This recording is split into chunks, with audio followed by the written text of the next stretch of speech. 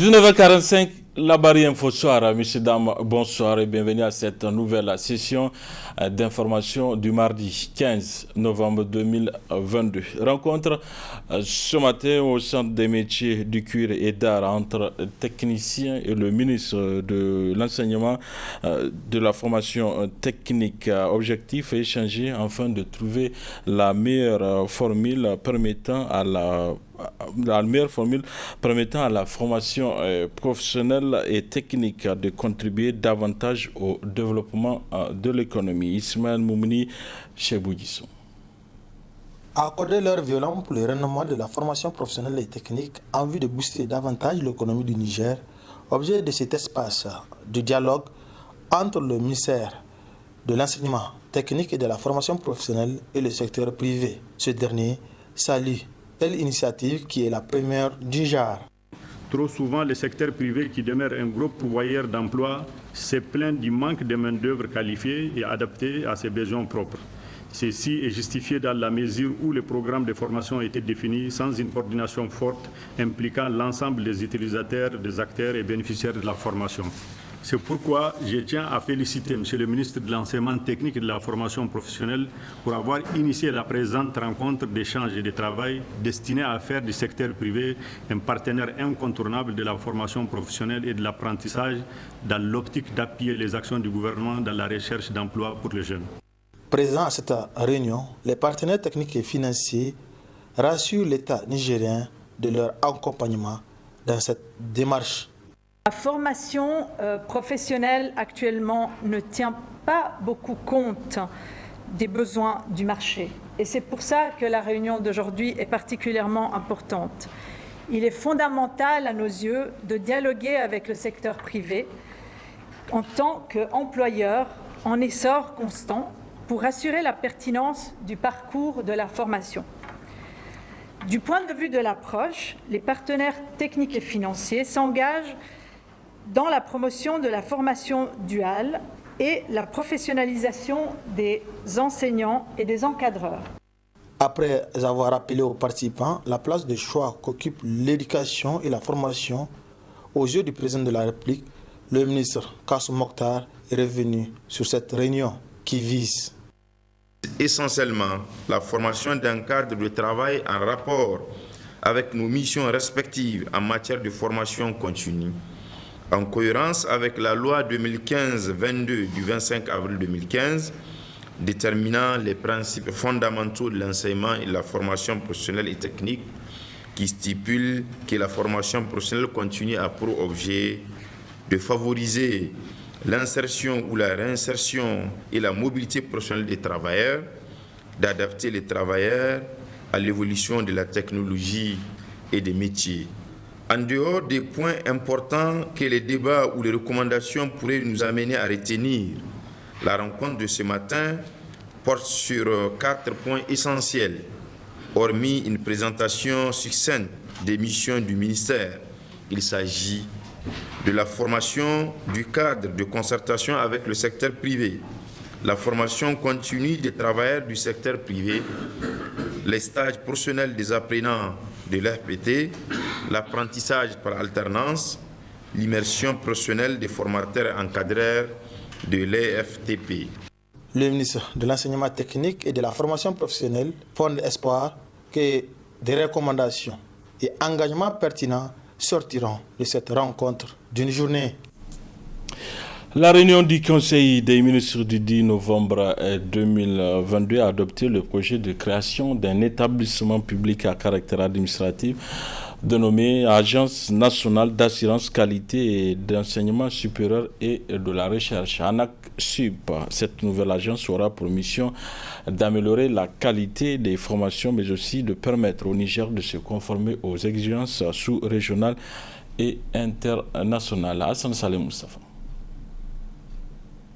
La création de cette nouvelle agence nationale d'assurance qualité est motivée par le développement du secteur de l'enseignement supérieur au Niger, notamment avec l'expansion des universités publiques dans les 8 régions du Niger. Cette libéralisation doit être accompagnée également d'un suivi pour assurer la qualité des offres de formation mais également au niveau donc des établissements, la qualité, donc la gouvernance donc de ces établissements. C'est pourquoi cette agence autonome a été créée. Et donc cette agence aura pour mission donc de veiller surtout à la qualité donc de l'enseignement au niveau donc du ministère de l'Enseignement supérieur et de la Recherche. Entre autres missions assignées à cette nouvelle agence dénommée l'ANAQ-SUP est de contribuer à l'amélioration significative de la qualité de l'enseignement supérieur au Niger. Et déjà, le Niger a mis en place pour la première fois des référentiels d'évaluation, des offres de formation, mais également d'évaluation institutionnelle. Comment est-ce que les établissements doivent fonctionner? Quelles sont les normes à respecter? Donc pour la première fois, le Niger a mis en place 2 référentiels donc d'évaluation des offres de formation, mais également institutionnelles. Mais à côté de cela, on a aussi mis en place 2 guides permettant donc aux établissements de pouvoir s'inspirer des bonnes pratiques et de mettre en place donc leur structure interne d'assurance qualité. Et tout cela, pendant 2 ans déjà, le ministère de l'Enseignement supérieur et de la Recherche s'est attelé à diffuser donc ces outils au niveau donc des établissements. Tous les établissements en disposent. Et donc pour la première fois, on a pu évaluer donc les offres de formation. Il y a eu une vingtaine qui ont été évaluées, dont certaines ont été accréditées. Mieux, cette nouvelle structure permettra au Niger de s'aligner dans les rangs des autres pays africains et organisations sous-régionales et internationales qui font de la qualité de l'enseignement supérieur leur priorité. Il y a eu quand même pas mal d'organismes internationaux, je parle donc de l'UMOA, et particulièrement qui a donné une directive déjà en 2007, créant donc le système LMD, donc licence master doctorat, et donc que le Niger a adopté donc en 2010. Donc à travers cette directive, il y avait donc la nécessité de mettre en place des structures nationales qui assureraient donc la qualité donc des offres de formation au niveau de l'enseignement supérieur. Mais à part l'UMOA, également on a eu les résolutions du CAMES, le Conseil africain et malgache de l'enseignement supérieur, appelant les États à mettre en place aussi des structures nationales pour assurer donc la qualité de l'enseignement. Il y a eu aussi les recommandations de la CEDEAO, puis de l'UNESCO, notamment la dernière conférence mondiale sur l'éducation de l'UNESCO a fortement invité les États à mettre en place des structures nationales donc d'assurance qualité. L'Agence nationale d'assurance qualité, l'ANAQ-SUP, a désormais la lourde charge de garantir la qualité des programmes d'études dans les établissements publics et privés d'enseignement supérieur et de la recherche au Niger. C'est pour renforcer leur capacité en matière de contrôle des marchés publics et des délégations des services publics que la Cour des comptes organise cet atelier de formation à l'endroit de ses membres et des greffiers. La cérémonie d'ouverture a eu lieu ce matin au Palais de Congrès de Niamey. Hamza Sakou, Alidou Brema. La cérémonie qui nous réunit ce matin outiller davantage les membres de la Cour des comptes sur les procédures de préparation, de passation, d'exécution et de contrôle des marchés publics et des délégations des services publics est le mobile de cet atelier de formation à leur endroit. Une initiative permettant au personnel de la plus haute juridiction de contrôle des finances publiques d'appréhender les infractions susceptibles d'être commises par les soumissionnaires ou titulaires des marchés. Cette activité se tient à un moment où nous avons mené un certain nombre de contrôles qui ont mis en exergue un domaine dans lequel réside un risque énorme de déperdition des fonds publics, celui des marchés publics et des délégations de services publics. C'est pourquoi la présente formation me tient à cœur. Et c'est aussi la raison pour laquelle, en tant que plus haute juridiction de contrôle des finances publiques, la Cour doit avoir en son sein un personnel qualifié à même de relever les différents défis auxquels il aura à faire dans l'exercice de ses fonctions. Les marchés publics et les délégations de services publics représentent un enjeu économique et financier de taille. Ils constituent à ce titre un levier économique important et un élément essentiel de la bonne gouvernance permettant à un pays de progresser dans son processus de développement. Ils font intervenir des moyens matériels, humains et surtout financiers importants pour permettre la satisfaction des besoins d'intérêt général. Il se présente comme une activité économique tant du point de vue de la personne publique que du côté des opérateurs économiques. C'est pourquoi, dans le cadre de l'IMOA, l'intégration des marchés publics est perçue comme une composante essentielle de l'intégration économique. En effet, l'importance de l'argent public injecté dans les travaux, les fournitures et les services fait que les marchés publics sont devenus une opportunité d'affaires à laquelle aucun opérateur économique ne peut renoncer. La Cour des comptes occupe une place importante dans le contrôle des pouvoirs généraux. Le Niger s'est doté d'un nouveau code des marchés publics et des délégations de services en septembre 2022. Les textes juridiques nationaux issus de la transposition de ces directives prévoient, en substance, les procédures et techniques de préparation, de passation, d'exécution et de contrôle des marchés publics et des délégations de services publics. Sur ce dernier point, il a été prévu que le contrôle de l'application de la législation et de la réglementation sur les marchés publics est exercé par des organes spécifiques, sans préjudice de l'exercice des pouvoirs généraux de contrôle des autres organes de l'État. Parmi ces organes habilités à exercer des pouvoirs généraux de contrôle, la Cour des comptes occupe une place de choix et son intervention trouve son fondement dans la place qu'occupe l'agent public dans la préparation, la passation et l'exécution des marchés publics et des délégations de services publics. La prise en charge effective et pertinente de cette mission par le personnel de contrôle de la Cour nécessite une bonne maîtrise des textes juridiques et des actes qui rythment la gestion des marchés publics tant par l'administration publique étatique que par les entités infra-étatiques. Durant 3 jours, les participants à cette formation seront entretenus par d'éminents experts sur les généralités des marchés publics au Niger.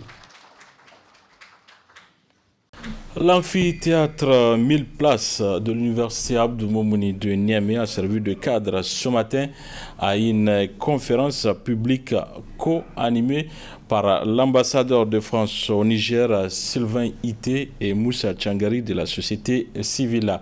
Une conférence sur l'initiative de l'ONU qui a porté sur la coopération Niger-France, analyse et perspective. Le résumé avec Adam Soumana et Sadou Doumi. Passer au peigne fin les différents aspects de la coopération entre le Niger et la France dans un contexte que les uns et les autres qualifient, à tort ou à raison, de montée de l'anti-français, tel est le défi que l'Union des étudiants nigériens à l'université de Niamey entend relever à travers ce cadre d'échange. Et qui mieux que les diplomates français pour parler au nom de son pays d'un sujet aussi important dans un langage diplomatique, et Moussa Tchangari en sa qualité d'acteur de la société civile nigérienne pour animer un débat contradictoire. Occasion pour les cadres syndicaux, étudiantins et scolaires de planter le décor de cette rencontre. En ce moment historique pour notre organisation et pour le Niger de manière générale, permettez-moi d'encourager la jeunesse qui, depuis un moment, fait du débat France-Afrique, Niger-France, sa priorité pour véritablement savoir qu'est-ce qui se passe concrètement et sur quelle base il faudrait véritablement engager l'avenir de nos nations. Chers camarades, monsieur l'ambassadeur, permettez-moi de vous faire une mention pour vous encourager et vous dire aussi merci pour nous avoir démontré que vous avez le courage de venir faire face à cette base glorieuse qui a des attentes et qui, de par sa curiosité, peut véritablement savoir qu'est-ce qui se passe. Je voudrais dire qu'en matière humaine et puis intellect, c'est aujourd'hui qu'il fait face aux vrais représentants du Niger parce qu'il n'y a aucune des communes du Niger qui n'est pas représentée dans cette salle. Et c'est pourquoi nous ne comptons pas sur une représentation à la manière très soumise pour pouvoir compter de tout ce qu'ils sont en train de faire dans le cadre politique. Mais nous pensons plus que l'Assemblée nationale du Niger aujourd'hui représente beaucoup plus la France que le Niger. Quant aux dépanalistes, c'est avec brio qu'ils ont tant bien que mal essayé d'élucider l'assistance. Aujourd'hui, je n'ai pas la prétention de vous avoir convaincu, sûrement pas, mais j'espère au minimum avoir, comme on dit, replacer la mairie au milieu du village et faire en sorte que vous puissiez, les uns et les autres, après tout ce qui s'est dit, vous poser un certain nombre de questions et encore une fois, vérifier ce que je vous ai dit Et moi, je suis prêt à assumer la contradiction tant que vous voudrez. Il faut qu'on comprenne notre problème, qu'on situe la part des responsabilités et qu'on voit quel est le chemin qu'on doit prendre, de quelle façon on peut changer l'ordre des choses. Et ça, ça prend du sérieux, du très sérieux. Il faut une vraie réflexion. Et malheureusement, ce n'est pas ce qu'on voit. Et ça m'inquiète encore plus. Le fait qu'il n'y a pas de vraie réflexion, il n'y a pas de vrai débat. Et qu'on se contente des choses les plus simples. Les problèmes ne sont pas aussi simples que ça. C'est sérieux, il faut que la jeunesse aujourd'hui prenne conscience et que vous preniez un peu plus de temps pour vous interroger sur les choses plutôt que de se contenter de simples choses. En marge de cette rencontre, quelques organisateurs de ces débats se réjouissent de sa tenue et pensent que les objectifs à lui assignés sont atteints. Nous nous sommes assignés le devoir de nous faire entendre par rapport à toutes les questions qui engagent la nation. Donc nous avons atteint vraiment des objectifs. Les camarades se sont prononcés, ils ont posé des questions très pertinentes. Et nous pensons que cette coopération, elle doit être fondée sur des bases qui consistent évidemment à faire profiter non seulement la France, mais aussi et surtout, n'est-ce pas, notre pays qui est le Niger. Quoi qu'il en soit, force est de constater que l'université, en sa qualité de temple du savoir, a bien joué sa partition en essayant d'éclairer les lanternes des concitoyens à travers cette initiative de la structure syndicale des étudiants qu'est l'IENUN. Voilà, toutes nos excuses pour la qualité sonore de cet élément. Nous y reviendrons sur cet élément dans nos prochaines éditions. Le directeur général de Canal Plus Niger, en présence de ses collaborateurs, était ce matin face à la presse à travers une conférence organisée dans leur local. Il entend alors informer les abonnés de plusieurs opportunités en prélude aux grandes compétitions qui s'annoncent. Boubacar Ibrahim, Boubacar Soleil. Il s'agit alors, à travers cette sortie des responsables du Canal Plus Niger, d'informer les abonnés au-delà du public l'intégration de deux nouvelles chaînes nationales sur le bouquet et les offres en cette veille des grandes compétitions africaines et internationales. Une occasion saisie par le tout nouveau directeur général pour faire une présentation de Canal Plus. Canal Plus Niger est un groupe média international se composant d'une communauté de personnalités passionnées présentes dans 40 pays pour faire vivre la diversité culturelle à travers le monde. Canal Plus crée, produit, sélectionne les meilleurs de l'expérience de contenu pour plus de 24 millions d'abonnés dans le monde. Au Niger, nous avons 4 bonnes nouvelles à vous annoncer. Depuis quelques jours, vous avez dû le constater, notre bouquet s'est enrichi avec l'arrivée de nouvelles chaînes de télévision locales et en langue, ce qui se fait conformément à notre ambition de proposer des contenus proches et adaptés aux attentes et désirs des populations nigériennes. Aujourd'hui, nous comptons 10 chaînes locales dont les nouvelles sont, entre autres, Tozali, qui est sur le canal 288, Saronia TV, qui est sur le canal 279, et Liptako TV, qui est sur le canal 278. Concernant les matchs de la Coupe du Monde, les chaînes Canal n'ont pas droit à la diffusion. Ibrahim Issa dit qu'une alternative a été trouvée tout en expliquant pourquoi Canal crypte les chaînes présentes sur son bouquet ayant ses droits. Les chaînes Canal Plus Sport ne disposent pas des droits de retransmission des matchs de la Coupe du Monde de la FIFA Qatar 2022, qui se tiendra du 20 novembre au 18 décembre. Toutefois, les abonnés aux offres Canal Plus pourront profiter pleinement de la compétition de la manière suivante.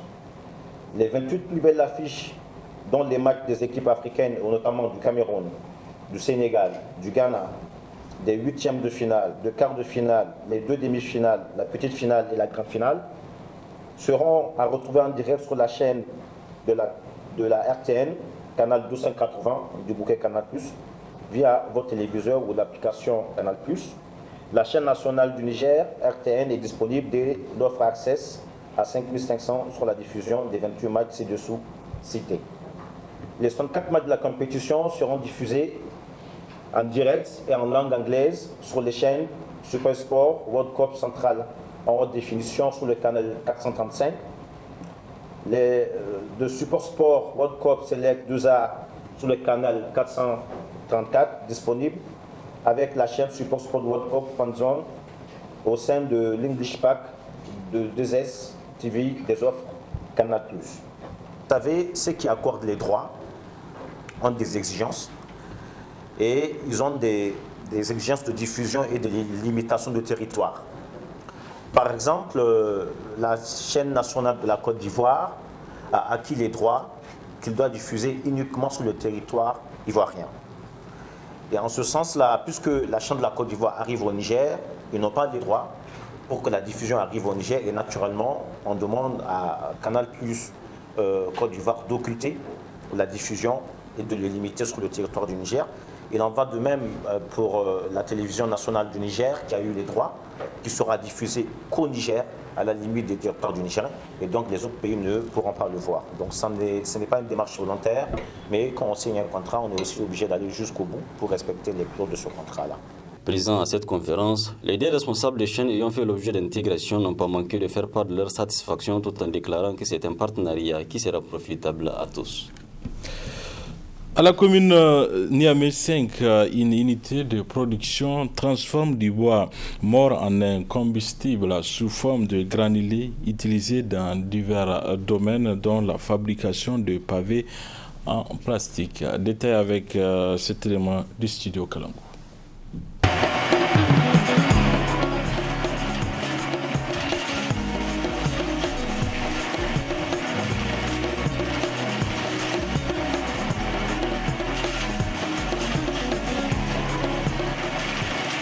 Les tricycles sont là pour circuler de quartier en quartier, pour observer, pour voir s'il y a des déchets, il y a des arbres qu'on a abattus ou bien s'il y a des arbres qui sont tombés d'eux-mêmes. Et puis de là-bas, eux, ils ramassent les tranches d'arbres et puis la main. L'unité de pellet est composée de 2 machines, dont la machine à le broyeur et la machine à granuler. Au niveau de cette machine, nous transformons le cire en pellets, des petits brins de charbon que nous appelons du cire, du pellet plutôt. Après la transformation en grains, nous venons l'étaler au soleil pour une seule journée pour qu'il soit un peu sec et le tamiser pour enlever les petites poudres qui sont dedans. Et après ça, nous les pesons et nous les mettons dans les sacs.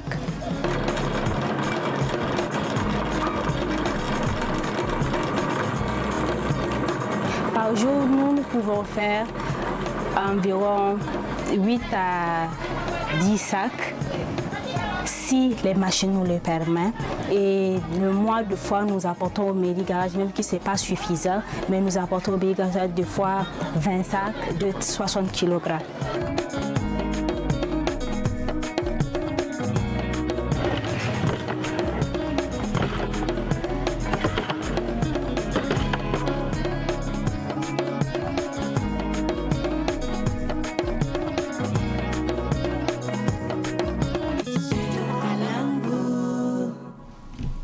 Fin de cette édition. Merci à vous de l'avoir suivi. Au revoir.